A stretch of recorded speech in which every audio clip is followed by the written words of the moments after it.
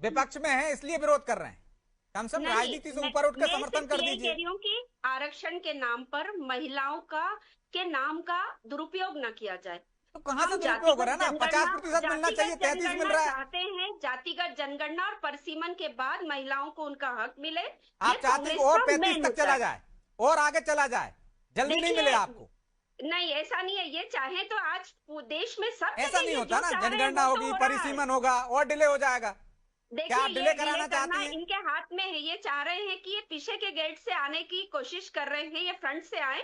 अच्छा रचना जी, हाथ में तो आपके भी है, आप एक पार्टी की प्रवक्ता हैं। आपकी पार्टी ने अच्छा कितने लोगों को, महिलाओं को टिकट दे दिया? लोकसभा में कितने लोगों को दे दिया? मध्य प्रदेश की बता दीजिए आप। ये तो आप दे सकते थे ना। मैं इस बात को मानती हूँ कि जब प्रदेश में भी आरक्षण की बात आई थी, जब पंचायत में भी, जब हमारे आदरणीय दिग्विजय सिंह के सामने जब किया था आरक्षण, तब महिलाओं को मौका मिला। मैं भी तो आप खुश हैं कि पंचायत में मिल गया, दे दिया एक लॉलीपॉप? विधानसभा में नहीं मिलना चाहिए आप लोगों को?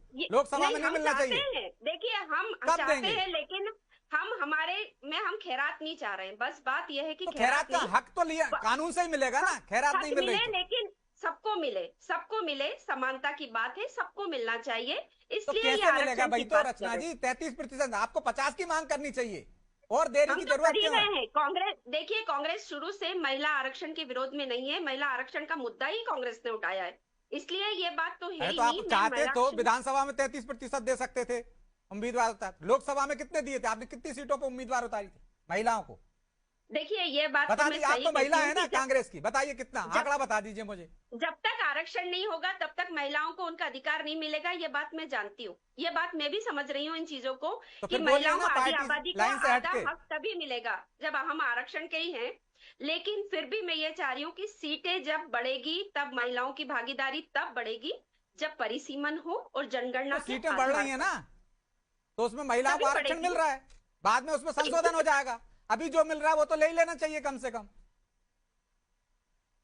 तो ये बात बार बार, यही तो बात मैं आपको यही कहना चाह रही हूँ ना, कि आप इस बात को क्यों नहीं मान रहे कि ये बिल राजनीति के लिए मैं भी तो यही कह रहा हूँ, आप आंकड़ा नहीं बता पाए। एक भी महिला को उम्मीदवार नहीं बनाया था 29 सीटों पर कांग्रेस ने। कम से कम 33% आरक्षण मिल जाएगा तो आपको उम्मीदवारी मिल जाएगी, आप विधायक बन जाएंगे, आप सांसद बन जाएंगी। तो ये तो मेरी यदि काबिलियत होगी तो मुझे यूं भी मिलेगा। सिर्फ महिला आरक्षण के बलबूते पर ही नहीं हूं मैं, मुझ में काबिलियत तो होगी कहाँ तो मिला मुझे ना? भी मिलेगी। अभी आप कह रहे हैं और बहनों के आरक्षण से हमें हक मिलेगा, ओबीसी और एसटी। अभी कहाँ मिला आपको? मैं नगर पालिका अध्यक्ष बनी तो मैं बनी हूँ ना, अपनी काबिलियत से फिर आगे बढ़ रही हूँ। तो आज पार्टी में, आज संगठन में, तो आरक्षण व्यवस्था खत्म कर देनी चाहिए, बाकी जगह में भी अपनी काबिलियत से बढ़ जाए, फिर आरक्षण होना ही नहीं चाहिए।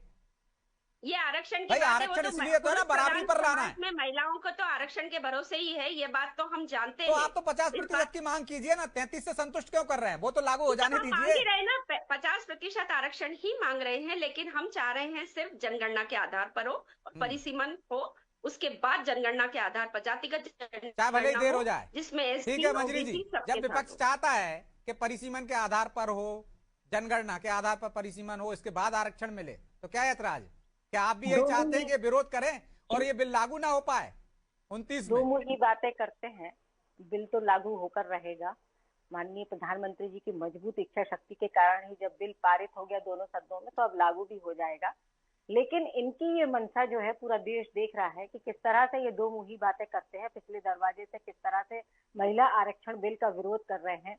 और हमने पिछला हमारा अनुभव रहा है कि जब इनकी सरकार थी तो कैसे महिलाओं का अपमान सदन के अंदर किया गया था, और इनके यहाँ तो वैसे भी महिलाओं का कोई सम्मान तो होता नहीं है। हमने देखा है पीसीसी के दफ्तरों तो आपकी मंशा भी जाहिर हो रही ना, आप उनको महिला विरोधी साबित करना चाहती हैं।